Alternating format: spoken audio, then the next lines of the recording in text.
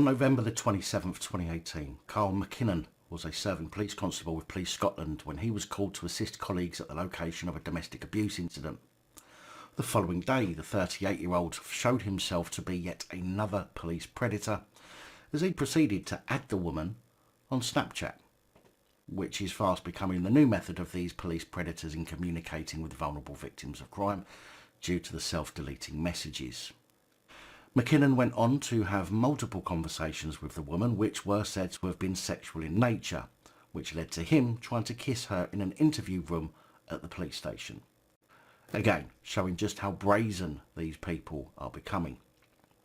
MacKinnon revisited the woman's address the day after the domestic call-out in order to take a statement. It was this very same day that he had added the woman on Snapchat. I mean, there's nothing like getting in there while the victim's still broken, after all. Over the next 2 weeks, while the woman's partner was being held on remand, she and MacKinnon sent messages to one another for what she said was inside information on her case. However, MacKinnon is said to have asked for pictures of her face before he allegedly sent a picture of his pecker, without the woman's consent. At Elgin Sheriff's Court, Fiscal Depute Sharon Ralph said that one image sent by Kyle was accompanied by the caption, "So if you were here right now, what would you want to do?" followed by another with the words, "Still not feeling a bit naughty." During another exchange of messages, MacKinnon asked the woman, "Why are you saving the chats?" She replied, "No reason, so can give her partner his phone back, or the court will." MacKinnon replied, "Yeah, the court will. Please delete the chats you have saved." When the woman asked him why, he said, "Because I shouldn't be texting you about this stuff, if that makes sense. I shouldn't have sent you the pics either." The woman, during questioning at court, said that she never gave MacKinnon her Snapchat details, but once she accepted his request on Snapchat, he began messaging her almost every night. She told the court that it was about day-to-day stuff, or just asking how my day went normally. He spoke about his relationship and how that was going and how it ended. He told me it was ending or had ended.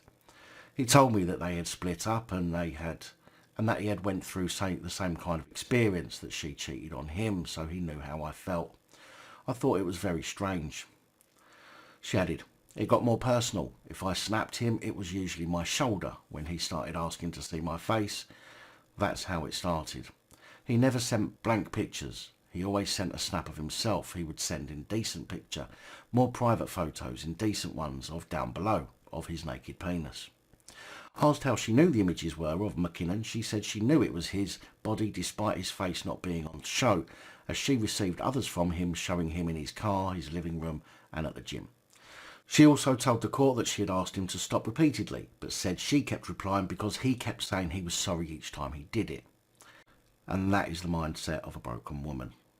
PC Lewis Appleton was at the time a probationary plod and MacKinnon was his trainer. Appleton told Elgin Sheriff's Court that MacKinnon said to him, "For a domestic abuse victim, she's not bad looking and I'd probably have a go at her."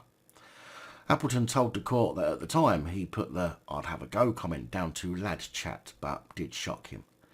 During November and December 2018, the woman was asked into the station to give a statement of the domestic abuse incident, where MacKinnon is claimed to have tried to pull her in for a kiss as she went to leave the interview room, at which point the contact between the pair is said to have stopped. The woman told the court, "As I was leaving, he pulled me back and tried to kiss me. He pulled my arm back, then I walked away. I had just opened the door." When asked how his conduct towards her and the images made her feel, she replied, "Horrible. It just made me feel awkward." Mark Stewart, KC, representing MacKinnon, put it to the woman that the attempted kiss just did not happen and that the images and messages were not sent by his client. He said, "It's easy enough to fabricate a header of Kyle on Snapchat. Of the many photos and the many pieces of text you claim to have received, we have 2 photos and none of which we can trace." Mark Stewart went on to say that comments such as "I'd have a go," although not acceptable in the police nowadays, is a sort of comment that might have been heard in police circles a few years ago. MacKinnon's trial has been adjourned, although I can't seem to find out why, but it's been adjourned until April, so we will catch up on this at the time.